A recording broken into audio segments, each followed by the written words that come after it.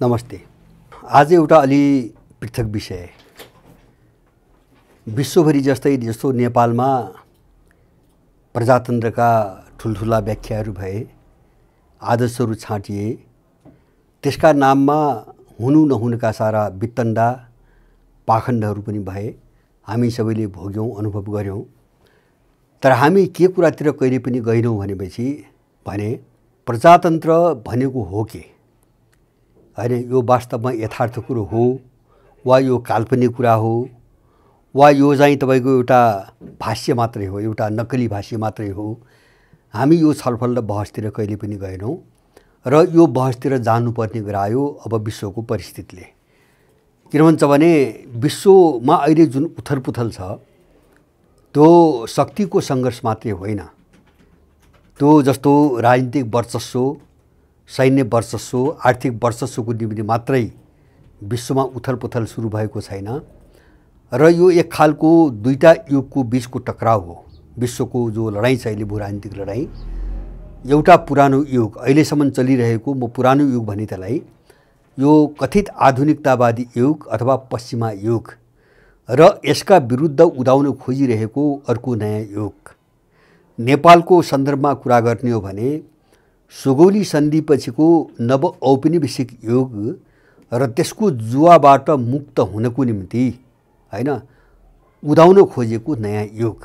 यो राष्ट्रिय कोण वा अन्तर्राष्ट्रिय कोण दुवै कोणबाट हेर्दाखेरि पनि अहिले दुनियाँ दुईटा युगको बीचको लडाईँको एउटा चरणबाट गुज्रिरहेको छ। यसको मतलब हो अब यो जो नयाँ युग हो यसले हर चीजमा एउटा नयाँपनको माग गर्छ। स्वाभाविक छ कि नयाँ युगले पुरानो युगका चीजहरू अब बोक्दैन। अब लडाईँ यहाँ सुरु भएको छ। जस्तो सभ्यताको क्षेत्रमा, संस्कृतिका क्षेत्रमा, आफ्ना चाहिँ मौलिक सोचहरूको क्षेत्रमा, मौलिक विचारहरूको क्षेत्रमा मात्रै होइन कि भाष्यको क्षेत्रमा पनि लडाईँ सुरु भएको छ। भाष्यको क्षेत्रमा भनेको के भन्छ भने जस्तो कुनै पनि चीजलाई मान्छेले आफ्नो ढङ्गले व्याख्या गरेको छ। जसले व्याख्या गर्यो त्यो व्याख्या गर्ने पात्र जहाँको थियो, त्यो व्याख्या गर्ने परिवेश जस्तो थियो, त्यो व्याख्याको सन्दर्भ जस्तो थियो र जसलाई जस्तो व्याख्या आवश्यक थियो त्यही व्याख्या गर्यो र उसले आफ्नो प्रभावको प्रयोग गरेर, शक्तिको प्रयोग गरेर त्यसलाई विश्वभरि स्थापित गर्यो। यस्तै एउटा भाष्य हो प्रजातन्त्र। प्रजातन्त्र एउटा शब्द हो हैन, शब्दमा आफै केही पनि हुँदैन हैन। शब्द भनेको अक्षरहरूको एउटा संग्रह हो, जोड हो। शब्दको जो भाष्य हुन्छ नि त्यसको अर्थ भाष्यमा लुकेको हुन्छ, व्याख्यामा लुकेको हुन्छ। जस्तो मैले आज यो प्रजातन्त्रको भाष्यलाई किन उठाएको भन्छ भने हामी एउटा नयाँ लडाईँमा छौँ। यति बेला हामी जसरी गाँजियौँ नि यो विदेशी आयातितपन, सारा विचारदेखि लिएर सोचसम्मका, जीवन पद्धतिदेखि लिएर व्यवस्था प्रणालीसम्मका मूल्य मान्यता जो आयातितपना चाहिँ ले हामीलाई सिद्ध्यायो, देशलाई सिद्ध्यायो, यहाँको मान्छेलाई सिद्ध्यायो। अब यसका पछाडि त्यो आयातितपन जो छ त्यससँग जोडिएको भाष्यले ठुलो काम गरेको छ र यस्ता सैकडौँ भाष्यहरू छन्, अत्यन्तै गलत भाष्यहरू हैन, जसलाई हामीले पुनर्व्याख्या गर्न अथवा आफ्नो भाष्यमा बदल्न जरुरी छ। तीमध्ये एउटा शब्द आज म चर्चा गर्न खोजिरहेको छु, प्रजातन्त्र। किन यो गहिरो बहस हो। यस्तो बहस संसारभरि सुरु भएको छ। अब नेपालमा मात्रै होइन, हामीले मात्रै गर्ने होइन कि यस्तो बहस संसारभरि सुरु भइरहेको छ। अहिले जस्तो शासन प्रणाली जसलाई प्रजातन्त्रको नाम दियो, अहिले चाहिँ अब यो यसलाई पुनर्परिभाषित गर्न अथवा यसलाई आफ्नो भाष्यमा ढाल्न वा यो वास्तवमा के हो भनी बुझ्न यस कारणले जरुरी छ कि यदि हामी जुन सङ्कटमा फसिरहेका छौँ यो सङ्कटबाट मुक्ति चाहने हो भने हामीले आफ्नै भाष्य र आफ्नै विचार पाठशालाको विकास गर्न जरुरी छ। आफ्नै स्कुल अफ थटको विकास गर्न एकदमै जरुरी छ हैन। किन सबै बाहिरबाट आएका भाष्य छन् यहाँ। जस्तो मैले बारम्बार भन्छु नेसन र राष्ट्र एउटै होइन, तर हामी एउटै भनी अनुवाद गरेका छौँ। धर्म र रिलिजन भनेको एउटै कुरा होइन, हामी एउटै भनी अनुवाद गरेका छौँ। सभ्यता र सिभिलाइजेसन भने एउटै कुरा होइन, हामी एउटै भनी अनुवाद गरिरहेका छौँ। त्यसै गरी शासन प्रणाली जो हुन्छ नि त्यो र प्रजातन्त्र भने एउटै कुरा होइन, हामीले त्यही अनुवाद गरिबसेका छौँ। किन भन्छ भने जसले भाष्यको विकास गर्यो उसले आफ्नोपन अनुसार गर्यो र हामीमाथि थोपर्यो। जस्तो यो प्रजातन्त्रको जो भाष्य छ नि अहिले यो पश्चिमा भाष्य हो, यो संसारभरि जो प्रजातन्त्र भनिन्छ, यद्यपि प्रयोग विश्वका सबै ठाउँमा भइरहेका छन्, तर यो भाष्य पश्चिमाहरूको हो। यसको पृष्ठभूमि तीनटा तत्त्वसँग जोडिएको छ। एउटा चाहिँ तपाईँको क्याथोलिक र प्रोटेस्टेन्टहरूका बिचको लडाइँ युरोपमा, होइन, दशकौँसम्म लडाइँ चल्यो, पछि एउटा सम्झौतामा गयो, टुङ्गियो। उनका बिचको जो लडाइँ हो त्यो लडाइँलाई आफ्नो पक्षमा पार्न, होइन, यो प्रजा भन्ने शब्द चाहिँ त्यहाँ प्रयोग गरिएको छ, अथवा जनमत आफ्नो पक्षमा भएको अर्थमा यो शब्दसँग खेल्न खोजिएको छ। दोस्रो चाहिँ राजा र दलहरूका बिचको लडाइँ युरोपमा, होइन, जस्तो विशेष गरिकन बेलायतबाट यो थालनी भयो। राजाको सत्ता र त्यसका विरुद्ध जो दलहरूले सङ्घर्ष चलाए, टोरी र हुइगले, र त्यो सङ्घर्ष चलाउनेहरू जो छन् तिनले आफ्नो लडाइँलाई प्रजासँग जोडे। यद्यपि तिनी प्रजाका प्रतिनिधि हुन् कि होइनन् त्यो छुट्टै पाटो भयो, होइन, तर उनले प्रजासँग जोडे। त आफू बलियो हुन, आफ्नो हात माथि पार्न उनले प्रजासँग जोडे। एउटा त्यो पृष्ठभूमि देखिन्छ। अर्को चाहिँ साम्राज्यवादी उपनिवेशवाद र स्वतन्त्रताको लडाइँसँग जोडिएको देखिन्छ। जुन साम्राज्यवादी शक्तिहरूले संसारका धेरै देशलाई गुलाम बनाए, त गुलामीका विरुद्धमा जो लडाइँ सुरु भयो, त्यस्तो लडाइँले आफूलाई प्रजासँग जोड्यो अथवा जनतासँग जोड्यो, जनमतसँग जोड्यो। जनमत उपनिवेशवादको विरुद्धमा छ भन्ने अर्थमा त्यो प्रजा भन्ने शब्दले अलिकति प्रोत्साहन पाएको देखिन्छ। तर यिनी लडाइँहरू मैले भने नि क्याथोलिक र प्रोटेस्टेन्ट बिचको लडाइँ जो जनता र जनताबाट कटेको अर्थमा चाहिँ तपाईँको अगाडि बढाइएको थियो, नम्बर 1। दोस्रो चाहिँ बेलायतमा र त्यसपछि अरू युरोपका विभिन्न भागहरूमा र अमेरिकामा समेत साम्राज्यवाद र त्यसबाट मुक्ति चाहनेहरूका बिचमा, होइन, त्यहाँ जो प्रजा वा जनता शब्द जोडियो अथवा प्रयोग गरियो, एउटा पक्षले त्यसलाई प्रयोग गरियो, अथवा राजा र दलहरूका बिचमा जो युरोपमा देखियो। यिनी लडाइँमा एउटा पक्षले आफूलाई प्रजासँग त जोड्यो, लोकसँग जोड्यो, जनतासँग जोड्यो, तर तिनी लडाइँहरू कुनै पनि लडाइँहरू प्रजाका निम्ति गरिएका थिएनन्, तिनी पावरका निम्ति गरिएका थिए। हामीले बुझ्नुपर्ने गहिरो कुरो, होइन। तिनी आफ्नो वर्चस्वको निम्ति, शक्तिमा आफ्नो पहुँचको निम्ति गरिएका थिए, प्रजाको निम्ति गरिएका थिएनन्। प्रजा शब्द उपयोग गरिएको थियो, होइन। त्यसको पृष्ठभूमि पहिले हामीले बुझ्नुपर्छ। अब यसको अलिकति अन्तर्निहित अर्थमा म जान्छु। जस्तो प्रजा भनेको एउटा समूहवाचक शब्द हो, यसले समूह भन्ने बुझाउँछ। प्रजा भनेको जनता, चलन चल्तीको बोलीमा जनता, होइन। लोक भनेको, प्रजा भनेको पिपुल, होइन, जनता अथवा नागरिकहरूको समूह। यो समूहवाचक शब्द हो, यो भिड हो। अर्को अर्थमा भन्यो भने यो भिड हो। भिडले इतिहासमा कहिले पनि शासन गरेको छैन, भिडले अहिले पनि शासन गरेको छैन, र भिडले भोलि पनि शासन गर्दैन। किन? भिड हो, होइन। त्यसकारणले व्यवस्था प्रणालीका अगाडि प्रजा फुलबुट्टा जो लगाइन्छ, बिल्कुल बेतुकको चाहिँ तपाईँको यो काम हो, यो, होइन। होला फाइदाको निम्ति हामी चाहिँ आम मान्छेहरूको पक्षमा छौँ अथवा आम मान्छेहरू हाम्रो पक्षमा छन् भनेर एउटा मनोविज्ञान बनाउनुको निम्ति प्रजा शब्द जोडियो, तर प्रजाले शासन कहिले पनि गरेको छैन इतिहासमा, र अहिले पनि छैन र भोलि पनि हुने छैन। जस्तो हामी अभ्यास हेरौँ, पुँजीवादीहरूले प्रजातन्त्र भने साम्राज्यवादीहरूले, तर सत्ता सधैँभरि कर्पोरेट हाउस र माफियाहरूले चलाए। सत्ता कसले चलायो? माफियाले चलायो, सत्ता पुँजीले चलायो, प्रजाले चलाएन, होइन। जस्तो संसारभरिका देश देख्छौँ नि हामी अहिले, होइन। अमेरिका हेर्छौँ, युरोप हेर्छौँ, एसिया हेर्छौँ। म तपाईँलाई एउटा उदाहरण दिन्छु। संसारका सबभन्दा ठुलो प्रजातन्त्र, जनसङ्ख्याको हिसाबले ठुलो प्रजातन्त्र इन्डिया, र संसारमा सबैभन्दा धेरै भिखमङ्गा भएको देश पनि इन्डिया। घरवास नभएका संसारमा सबभन्दा बढी मान्छे भएको देश पनि इन्डिया, तर त्यसले प्रजै झुन्ड्याउँछ। त्यहाँ जुन प्रजाले भिख मागेर खान्छ, जहाँको प्रजा आकाशमुनि छ, करोडौँको सङ्ख्यामा, सानो सङ्ख्या होइन, त्यो देशको सत्ताले, होइन, आफ्नो चाहिँ तपाईको हैकम सत्तामाथिको आफ्नो वर्चस्वको औचित्य देखाउन प्रजा शब्द प्रयोग गर्छ। अमेरिकामा देखिराख्नु भएको छ, मैले 3टा मोडेल मात्रै कुरा गरेको। अमेरिका संसारमा सबैभन्दा बढी विक्षिप्त मानिसहरू भएको देश हो।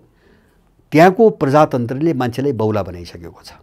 त्यही भएर अमेरिकामा झन्नै हर दिन हैन अन्धाधुन्द मान्छेले गोली हान्छ दिमागले काम नगरेर, बौलाइसक्यो।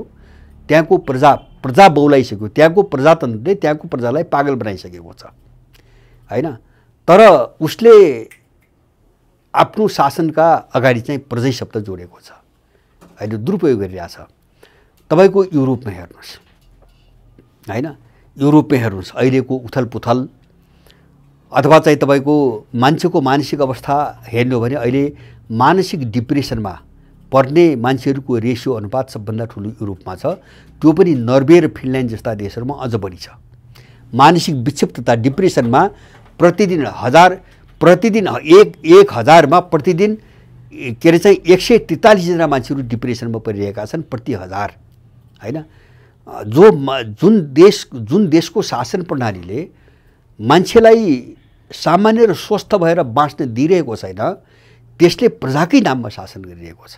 अर्कोतिर हामीले संसारमा समाजवादको नाममा एउटा प्रयोग देख्यौँ हैन, कम्युनिस्टहरूको एउटा प्रयोग देख्यौँ, साम्यवादीहरूको प्रयोग के देखियो त भन्छ भने त्यसले सर्वहारा वर्गको अधिनायकत्वको नाममा शासन गर्यो। त्यो सर्वहारा वर्ग भनेको पनि त्यो प्रजै हो हैन। एक थरीले प्रजा भन्यो, अर्को थरीले सर्वहारा वर्ग भन्यो, आदि इत्यादि, किसान मजदुर भन्यो आदि इत्यादि। तर शासन गर्ने कुनै सर्वहारा थिएन। त्यहाँ कुनै सर्वहाराको समूहले एउटा त समूहले शासनै गर्दैन, त्यसमा पनि त्यो समूहको प्रतिनिधिले पनि शासन गरेन। कम्युनिस्ट पार्टीमा जसको पकड थियो, जो कम्युनिस्ट पार्टीको सत्तामा थिए, राज्यका शासक तिनै भए हैन। पार्टीको अध्यक्ष नै देशको राष्ट्रपति भयो, पार्टीको महासचिव नै देशको प्रधानमन्त्री भयो, अथवा सेनाका मुख्य ठाउँमा उनीहरू नै बसे।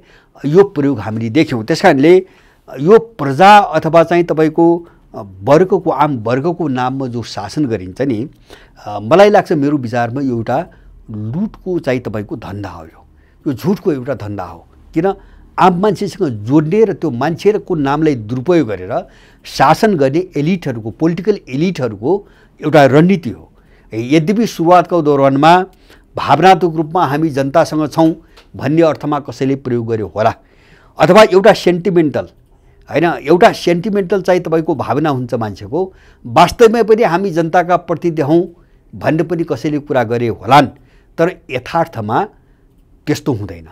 यथार्थमा त्यो लड्ने मान्छे पावरको निम्ति लडिरहेको हुन्छ र उसले आफूलाई आफ्नो शासनलाई प्रजासँग जोडिरहेको हुन्छ, जबकि त्यो प्रजाले शासनै गर्दैन। समूहले कहिले पनि शासन गर्दैन।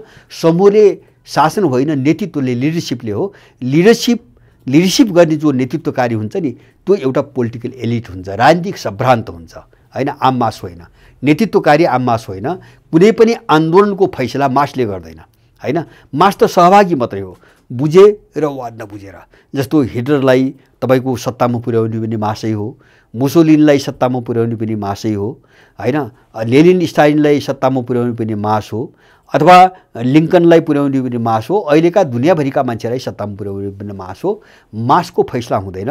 जसले नेतृत्व गर्छ नि हैन, कुनै शक्तिको नेतृत्व गर्छ, दिशा निर्धारण गर्ने उसले हो हैन, कहाँसम्म जाने भन्ने गन्तव्य तय गर्ने उसले हो। त्यसकारणले मासको एउटा सहयोगी भूमिका हुन्छ, कसैको निम्ति सहयोगी भूमिका हुन्छ, निर्णायक भूमिका मासको हुँदैन।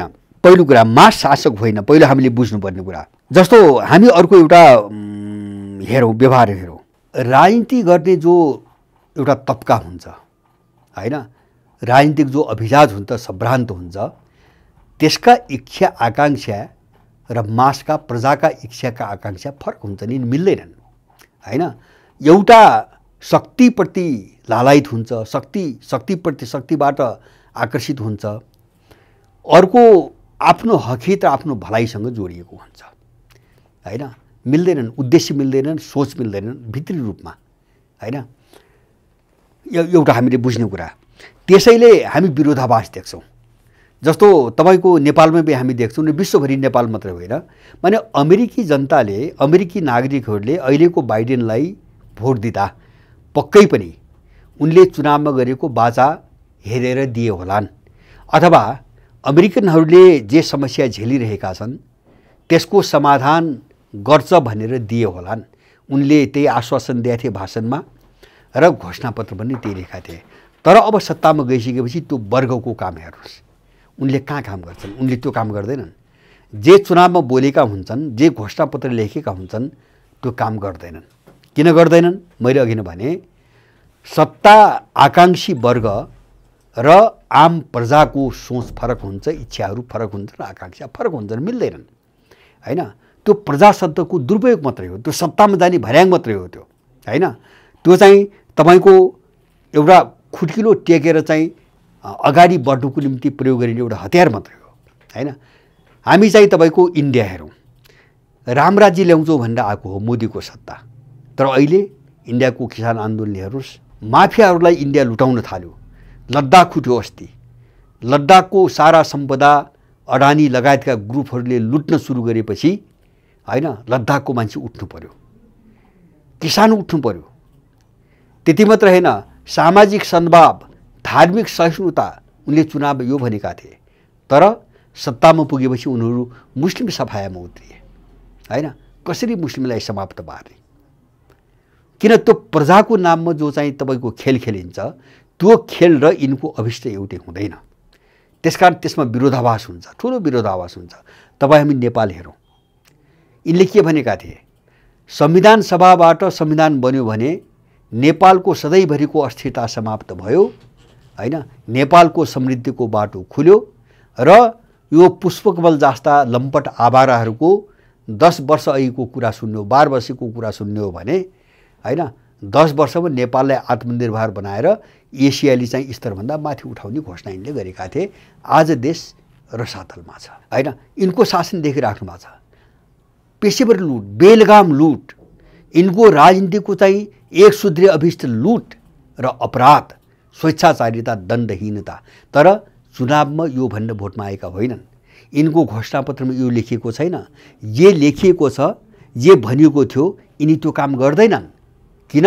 मैले भने नि, सत्ताको आकांक्षी वर्ग र प्रजाको स्वार्थ मिल्दैन, इच्छा आकांक्षा मिल्दैनन्, भावना मिल्दैनन्।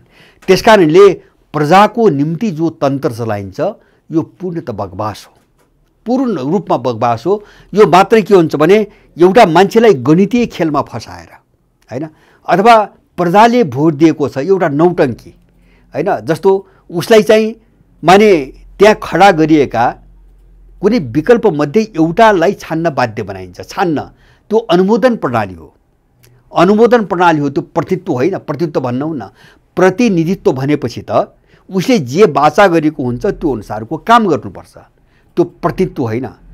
त्यो भ्रम सिर्जना गरेर बाध्यतापूर्वक कसैलाई अनुमोदन गर्न विवश बनाइने एउटा प्रणाली हो। र यस्तो गणितीय प्रणाली कि सङ्ख्याको आधारमा चाहिँ तपाईको शासन गर्ने, मत ल्याओस् नल्याओस् हैन, एक त त्यो मतै वास्तविक हुँदैन, वास्तविक हुँदैन। दोस्रो कुरो, मत बहुमत ल्याओस् कि नल्याओस्, बहुसङ्ख्या हैन, टोटल मतको चाहिँ 2% ल्याछ भने पनि सङ्ख्याको आधारमा शासन गर्ने हो, पुरै नक्कली प्रणाली। त्यो प्रजासँग कतै पनि यसको सम्बन्ध छैन, कतै पनि सम्बन्ध छैन। तेस्रो कुरा हामीले बुझ्नुपर्ने तेस्रो कुरा, प्रजा भनेको के हो भन्छ? मैले पनि एउटा समूह हो, भिड हो। प्रजा भनेको भिड हो। अब यसको चेतना कमन चेतना भनिन्छ, यसलाई सामान्य चेतना हैन। जस्तो सामान्य यसको विशिष्ट चेतना हुँदैन। सामान्य भनेको औसत चेतना मान्छेहरूको लगभग चाहिँ एउटा खालको बुझाइ हुन्छ। जस्तो भोट दिने बेला एउटा औसत एउटा चेतनामा, जस्तो त्योभन्दा यो राम्रो होला हैन, अथवा यो मेरो चाहिँ नजिकको नातेदार हो, यो मेरो सङ्गसाथी भाइ हो हैन, अथवा यसले भनिहाल्यो के गर्ने आदि इत्यादि। एउटा औसत चेतनाको आधारमा मान्छेले मत हाल्छ हैन। र मतदाताले जो औसत चेतनाको भरमा भोट हाल्छ त्यसले कतै पनि गुण र अवगुण छुट्याउन सक्दैन हैन। हामीले एउटा प्राकृतिक जो तथ्य हो हैन, यो तथ्यमाथि ध्यान दिनुपर्छ। मासले, भिडले कहिले पनि विशिष्ट चाहिँ तपाईको पक्षमाथि ध्यान दिँदैन, त्यसलाई छुट्याउन सक्दैन। त्यसकारणले गर्दाखेरि अब त्यस्तो खालको मासको जो अनुमोदन प्रणाली हुन्छ त्यसमा गुण र अवगुणको फैसला हुँदैन हैन, भिडले त्यो तय गर्न सक्दैन। त्यसकारणले अब जब त्यो तय हुँदैन, त्यो भिडबाट त्यो तय हुँदैन भने त्यो प्रजाको नाममा शासन गर्नुको कुनै तुक हुँदैन। अनि त्यो विशुद्ध ठगी हो। त्यसलाई ठगी नै भन्नुपर्छ।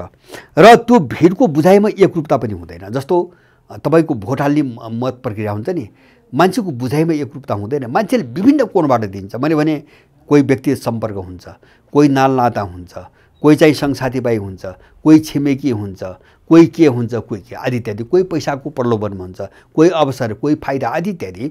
त्यस कारण मैले भने नि त्यस्तो खालको मतदान प्रणाली जो पुँजीवादी पश्चिमाहरूले तयार पारेका छन् नि, यस्तो मतदान प्रणालीबाट त्यो गुणको चयन नै हुँदैन, त्यो सम्भवै हुँदैन।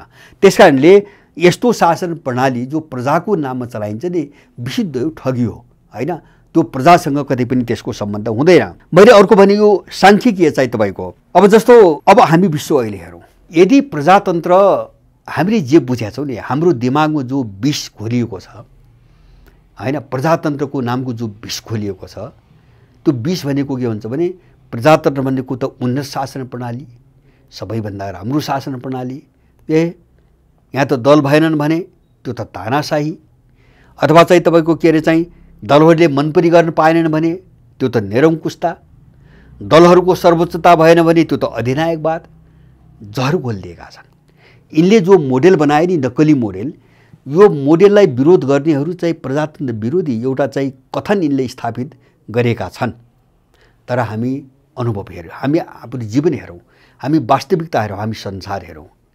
मैले भन्छु यदि प्रजातन्त्र यो प्रजातन्त्र हुन्थ्यो भने, जो प्रजा भन्ने एउटा नक्कली तपाईँको विभूषण यहाँ जोडिएको छ, विभूषण अलङ्कार जोडिएको छ, यसका पछाडि कुनै तुक हुन्थ्यो भने त्यो प्रजाले अशान्ति त पक्कै पनि चाहन्न। त्यो प्रजाले गरिबी, आफ्नै मृत्यु, अभाव, अत्याचार, दण्डहीनता त पक्कै पनि चाहन्न, असुरक्षा त पक्कै पनि चाहन्न। राम्रै चाहँदो हो, प्रजाले त राम्रै चाहँदो हो, आफ्नो जिन्दगी राम्रो हो सबै कोणबाट। तर हामी व्यवहार हेरौँ, वास्तविकता हेरौँ। वास्तविकता हेर्दाखेरि मैले के देख्छु हुन्छ भने प्रजातन्त्रको युग, यो प्रजा भने अलङ्कार झुन्ड्याइएको जो युग सुरु भयो, त्यसपछि संसारमा सबभन्दा ठुला युद्धहरू यही बिचमा भएका छन् हैन। 2.5 वर्षको कुरा हो, धेरै पर छैन। 2.5 वर्ष यता नै संसारमा सबैभन्दा इतिहासमा जति पनि हामी युद्धहरू पढ्छौँ, ती युद्धमध्ये सबैभन्दा ठुलो मानव मृत्यु, मानव जनधनको क्षति भएका युद्धहरू यही बिचमा भएका छन्। यिनीहरूको व्याख्या अनुसारका 2टा विशुद्ध पनि यही प्रजातन्त्रले गरेको छ। र अहिलेको संसार जो हामी तेस्रो विशुद्धको सङ्घारमा छौँ, अब त्यो त सुरु त भइसकेको छ, यो फैलिन बाँकी छ। अब यो विनाशकारी परमाणु युगको जो विशुद्धको चाहिँ मुखमा हामी छौँ नि, यो प्रजातन्त्रले गराउँदैछ। यति बुझ्नुपर्छ हामीले, यो प्रजातन्त्रले नै गराउँदैछ। त्यो पनि प्रजातन्त्रको ठेकेदार अमेरिकाले, अमेरिकाली युरोपले, प्रजातन्त्रका ठेकेदार अमेरिकाली युरोपको कारणले अब तेस्रो चाहिँ महाविनाशकारी विशुद्धको सङ्घारमा हामी पुगेका छौँ। यो प्रजातन्त्रको देन हो। यदि यो प्रजाको तन्त्र हुन्थ्यो अथवा चाहिँ यिनको शासन प्रणाली प्रजाको हुन्थ्यो, प्रजाले चलाएको हुन्थ्यो भने दुनियाँको दुर्दशा यस्तो हुन्थेन हैन। यिनको शासनकालमा करोडौँ मान्छे मारिएका छन्। यो 250 वर्ष यताको इतिहास हेर्नु हो भने करोडौँ भन्छु मैले, 20-30 करोड मान्छे मारिएका छन् युद्धमा मात्रै। मान्छे विक्षिप्त छन्, संसारभरि बौलाएका छन्, अरबौँ मान्छेहरू चाहिँ भिखमङ्गा छन्, आकाशमुनि सुतेका छन् हैन। करोडौँ मान्छेहरूको तपाईँको रोजगारी छैन, मान्छे बर्बाद, चौतर्फी बर्बाद भएको छ। हिंसा त्यत्तिकै छ, दमन छ, अत्याचार छ, भेदभाव छ, सारा छ। अमेरिकामा नस्लवाद, युरोपमा नस्लवाद, इन्डिया नेपालमा छुवाछुत जस्ता घृणित चिजहरू हैन। यही प्रजातन्त्रका देन हुन्, यही प्रजातन्त्रका उपज हुन्। हामीले यो बुझ्नुपर्छ। प्रजाले त्यही चाहन्छ, प्रजाले त्यही चाहेको थियो। जसलाई उनीहरू प्रजा फुलबुट्टा जोड्छन् त्यसले त्यही चाहेको थियो। प्रजाले नस्लवाद चाहेको छ, प्रजाले छुवाछुत चाहेको छ, प्रजाले चाहिँ तपाईँको दण्डहीनता चाहेको छ, प्रजाले स्वेच्छाचारिता चाहेको छ, प्रजाले बेरोजगारी चाहेको छ, आफ्नो बर्बादी चाहेको छ। हामी त्यही जाउँ, हामी त्यही निष्कर्षमा पुगौँ। त्यस कारणले यो झुट हो, यो बिल्कुल झुट हो। मैले पनि प्रजातन्त्र संसारमा कहीँ पनि भएको छैन हैन। यसको अभ्यासै भएको छैन। ज्ञात इतिहासमा भन्छु मैले प्राग ऐतिहासिक कालको कुरा भन्न सक्दैन हैन। जसलाई यिनीहरूले सिभिलाइजेसन भन्छन्, सभ्यताको युग भन्छ नि 4-5 हजार वर्ष यताको कुराहरू छु मैले र अझ त्यसमा पनि विशेष गरेर तपाईको कथित आधुनिक युग जसलाई उनले विशेष प्रजातान्त्रिक युग भन्छन्। अब यसको कुरा गर्ने हो भने यसको नामो निशान मैले कहीँ पनि देख्दिनँ। अब किन त भन्छ भने यो भाष्य नै खराब छ, यो भाष्य गलत छ। पहिलो कुरा मैले दुईटा महत्त्वपूर्ण चिज हामीले बुझ्न जरुरी छ। पहिलो कुरो त प्रजा भनेको समूह र भिड हो, भिडले शासन गर्दैन, एक हामी स्पष्ट हौँ। त्यसकारणले शासन प्रणालीका अगाडि प्रजा फुलबुट्टा जोड्नु बिल्कुल बेइमानी र ठगी हो। जो शासक वर्ग हुन्छ, शासन प्रणाली हुन्छ, त्यसका अगाडि प्रजा फुलबुट्टा जोड्नु बिल्कुल बेइमानी र विशुद्ध ठगी हो, नम्बर 1। दोस्रो कुरा मैले भने त्यो भिडको चेतना भनेको औसत चेतना हो। औसत चेतनामा एकरूपता हुँदैन हैन। जस्तो भोट हाल्ने जो मास हुन्छ त्यसको बुझाइमा एकरूपता हुँदैन, त्यसको स्वार्थमा पनि एकरूपता हुँदैन, विभिन्न कोणबाट मान्छेले हार्छ।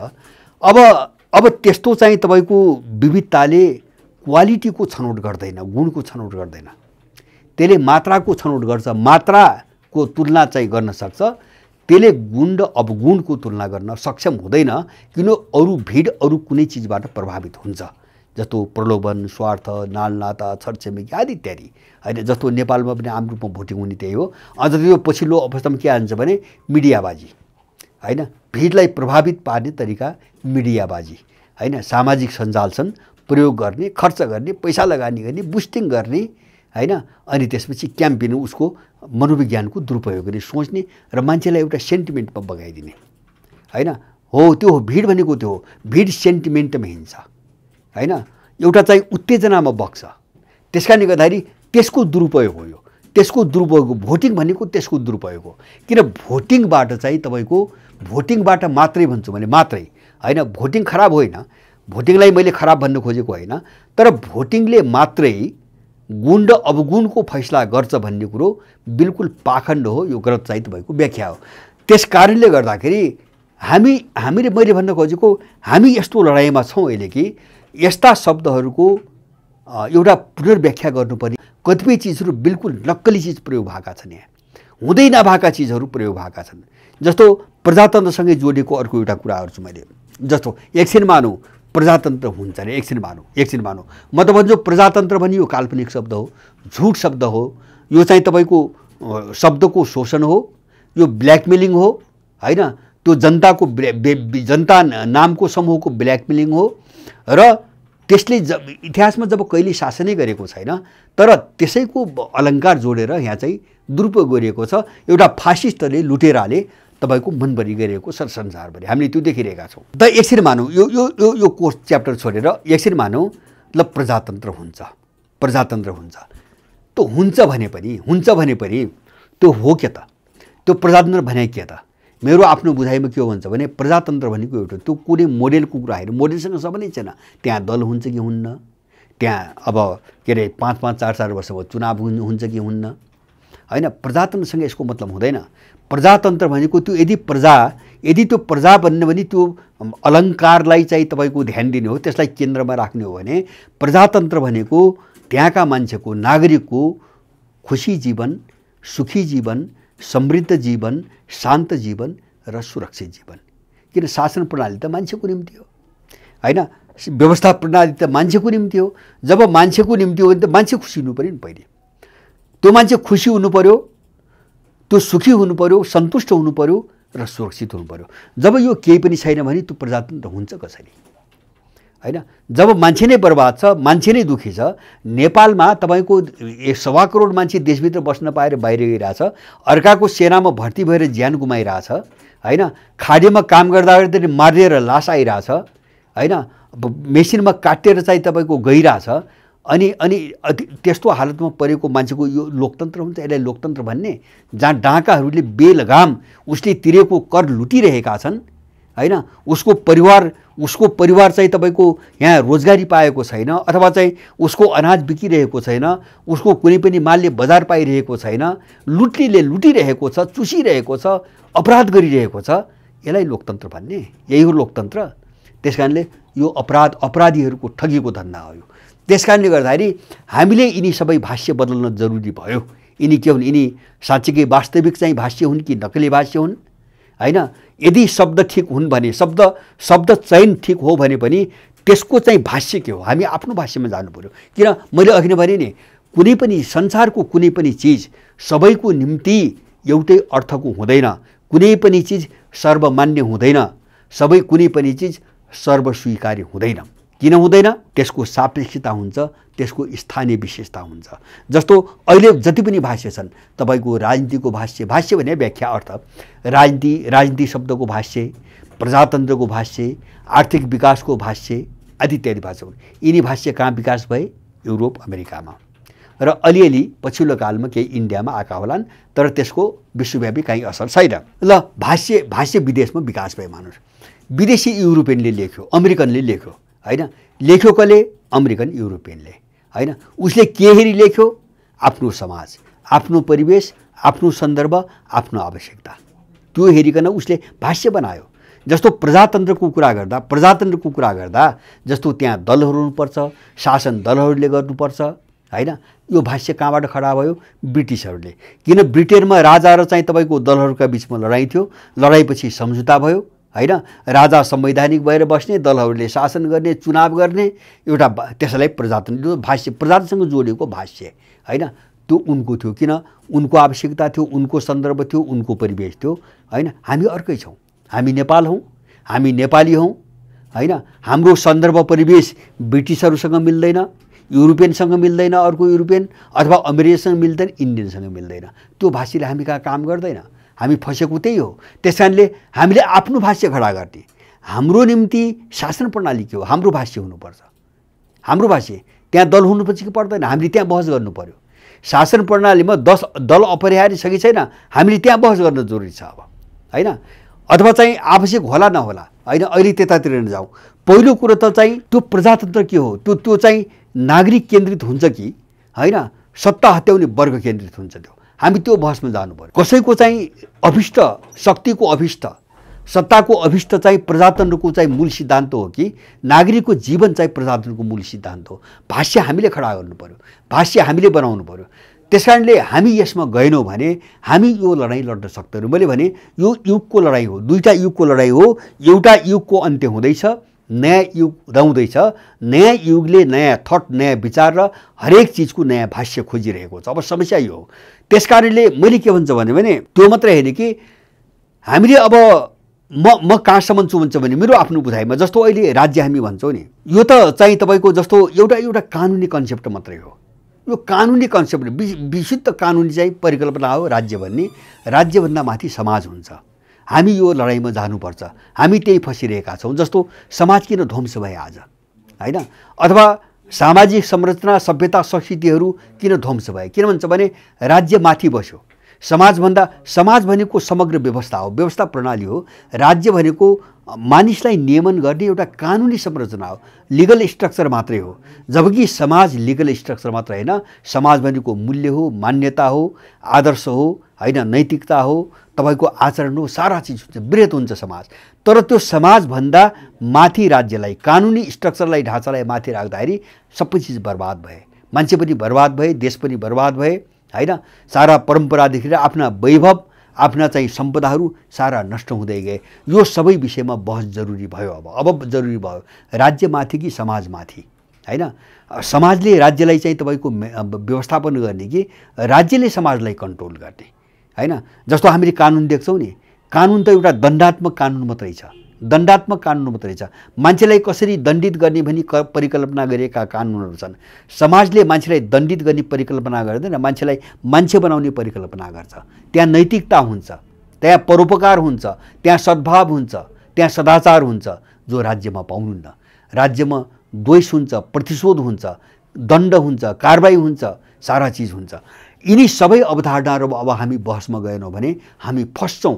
त्यसकारणले मैले बारम्बार भन्छु नि, यस्तो चाहिँ तपाईँको तात्कालिक चाहिँ जिन्दाबाद र मुर्दाबादका मात्रै कुरा गरेर हैन, अथवा अब एउटा दल फालेर अर्को दल जाने मात्रै कुरा गरेर हामी यो लडाईँको छेउटुप्पो पनि पत्ता लगाउन सक्दैनौँ।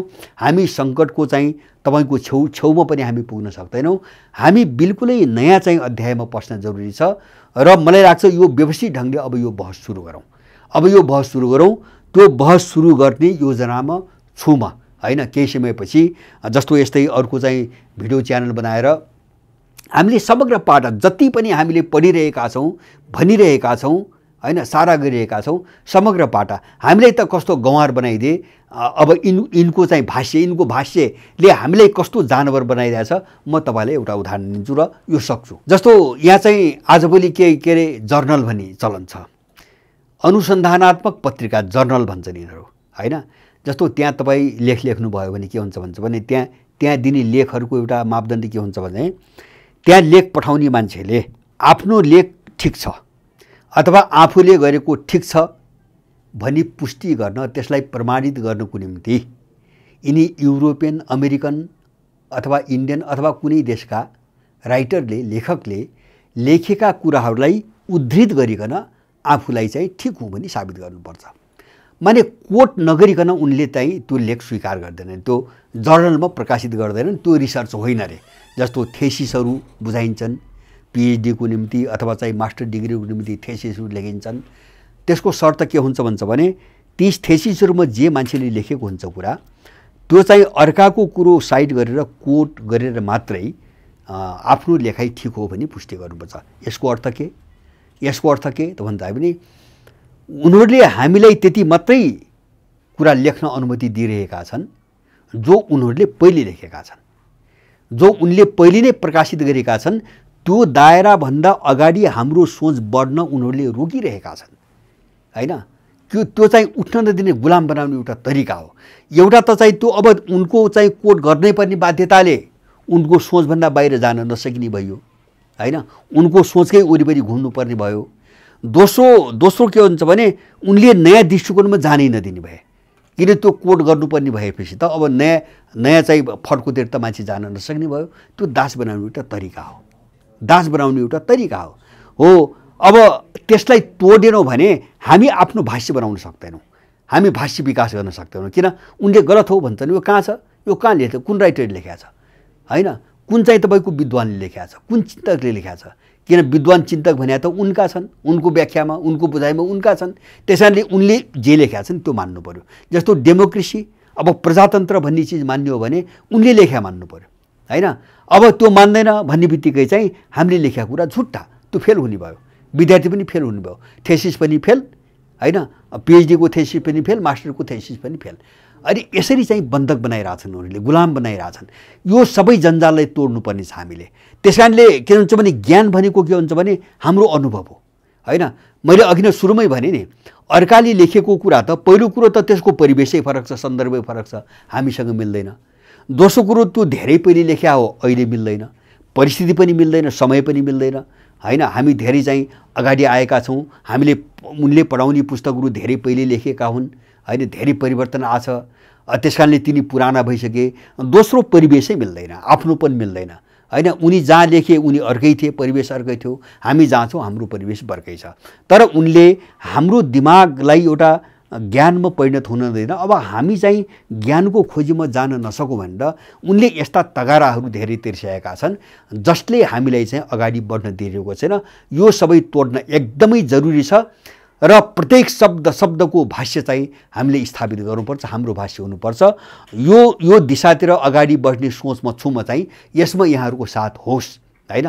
व्यवस्थित ढङ्गले प्रत्येक शब्दमा, प्रत्येक विषयमा, प्रत्येक घटनाहरूमा हामीलाई उनीहरूले कहाँ फसाए र हाम्रो बुझाइ के हुनु पर्थ्यो, हामी कसरी जानु पर्थ्यो, यो विषयतिर अलिकति व्यवस्थित मैले किन उठाएको हुन्छ भने अब यो जरुरी भयो। जस्तो मैले अस्ति एउटा भिडियोमा यहाँहरूलाई भनेको छु, रुसमा एउटा बहस अलि 15 वर्षदेखि चलेको हो, अहिले जब्बर भयो। उनीहरूले फोर्थ पोलिटिकल थ्योरी भनेर आइसके, होइन। उनीहरू एकदम नयाँ सोचमा गइसके, होइन। उनले हिजो लादेका, पश्चिमाहरूले लादेका सबै अनुभवबाट सिक्दै गए। 3टा पोलिटिकल थ्योरीको अभ्यास भएको उनले कुरा गरे। अब त्यो अभ्यास नभएको मूल थ्योरीमा उनीहरू गइरहेछन्। त्यसलाई उनले फोर्थ पोलिटिकल थ्योरी, चौथो राजनीतिक सिद्धान्त नाम दिएर अगाडि बढिरहेछन्, होइन। अब विश्वका धेरै देश त्यो ढङ्गले गइरहेछन्। हामी पनि जानुपर्ने बेला आयो। किन आयो त भन्छ भने हामी युग परिवर्तनको सङ्घारमा छौँ, युगीन लडाइँको चाहिँ चरणमा छौँ। यो युग बदल्ने ढाल्ने चाहिँ तपाईँको तयारीमा छौँ। अब यसलाई ढाल्ने हो भने हाम्रो नयाँ थट, हाम्रो नयाँ भाष्य हुनुपर्छ। यो दिशातिर नेपालीहरूको अहिले अलिकति गहिरोसँग ध्यान जाओस्। किन उनले साह्रै सधैँ कुरामा हामीलाई बरालेका छन्, हामीलाई कस्तो चिजमा अल्झाइरहेका छन्। तपाईँ हामी सबै भुक्तभोगी छौँ। यिनी मिडिया हेर्नुहोस्, युट्युबदेखि लिएर यिनी अनलाइन पत्रिका जति पनि हेर्नुहोस् नि, यिनले कहाँ घुमाइरहेका छन्, कस्ता कुरामा घुमाइरहेका छन्। यो चिज हेरेर हामीमाथि डरलाग्दो घेराबन्दी हेरिकन अब एउटा अलिकति गहिरो र नवीन कुरामा यहाँहरू सबैको ध्यान जाओस् र साथ रहोस् भनी मेरो आग्रह छ। किन भन्छ भने समय आयो। अब यो चिज चाहिँ अगाडि बढाउने र यसको विकास गर्ने समय आयो। समयले त्यो माग गरिरहेको छ। मागलाई जसरी पनि हामीले पूर्ति गर्नुपर्छ, त्यसको निम्ति हामी सक्षम हुनुपर्छ भन्ने मलाई लाग्छ। हस्, धन्यवाद।